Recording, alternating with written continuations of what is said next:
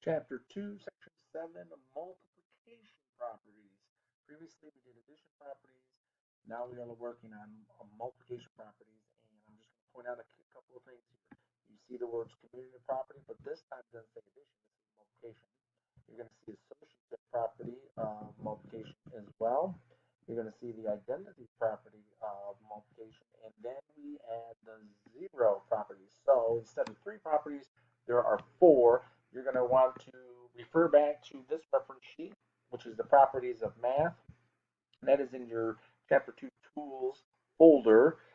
And we remember talked about splitting this in half. So we did the addition problems on page 44 and 45, or the addition properties on page 44 and 45. So 46 and 47 will have to do with this over here. So I'll read first and then come back and refer back to our reference sheet. You can multiply 2 and 3 in any order. The product is the same. Notice the word product here. Product is the word that means multiplication, just like sum means addition. So we're talking 2 times 3.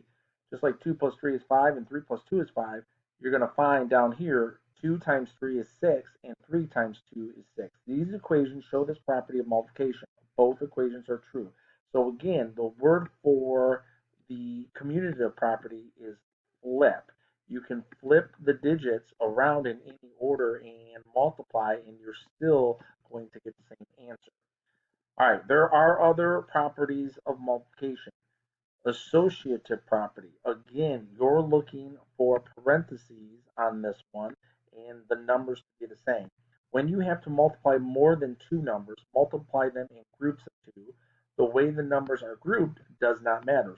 So as long as you have 2, 3, 4 on the left side and 2, 3, 4 on the right side, and you group them differently, you still are going to get the same answer.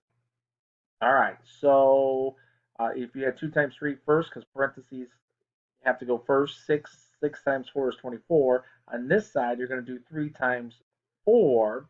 Let me get this down. So this is going to be 24, so you know on this side.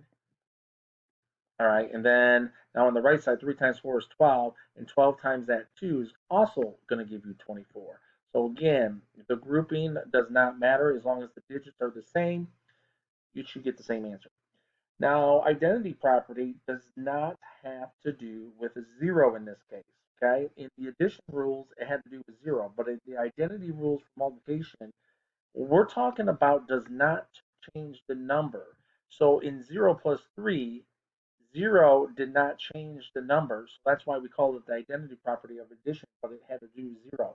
Here we're going to multiply by 1 because it doesn't give you the answer, or it doesn't change the answer. 3 times 1 is still going to give you 3. 1 times 5 is going to give you 5. And 9 times 1 is going to give you 9. Where the zero does occur is the zero property. This time, multiplying a number by zero is zero. 0 times 3, 0. 0 times 5, 0. 9 times 0 is 0. I'm going to quickly go through these examples. Name the property shown.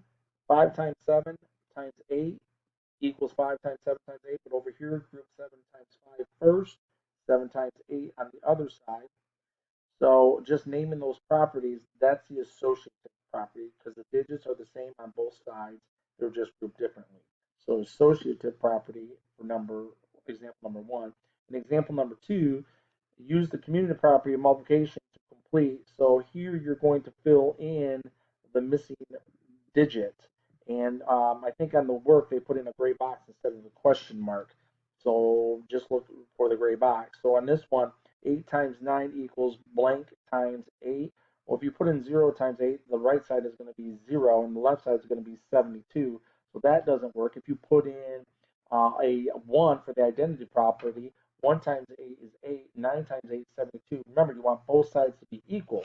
So in this case, 9 times 8 is 72, which means 9 is the missing number in example number 3, and that's all you have to tell me. So you're going to do the bookwork, page 47, no top, and 13 and 14 you are skipping as well. For numbers 1 through 6, I just need the property, so I'm going to do number 1. 5 times 3 equals 3 times 5. All we did was flip those numbers, so I'm going to simply write commutative. I'm going to just put C for here so that you know it's commutative, but you would type out commutative.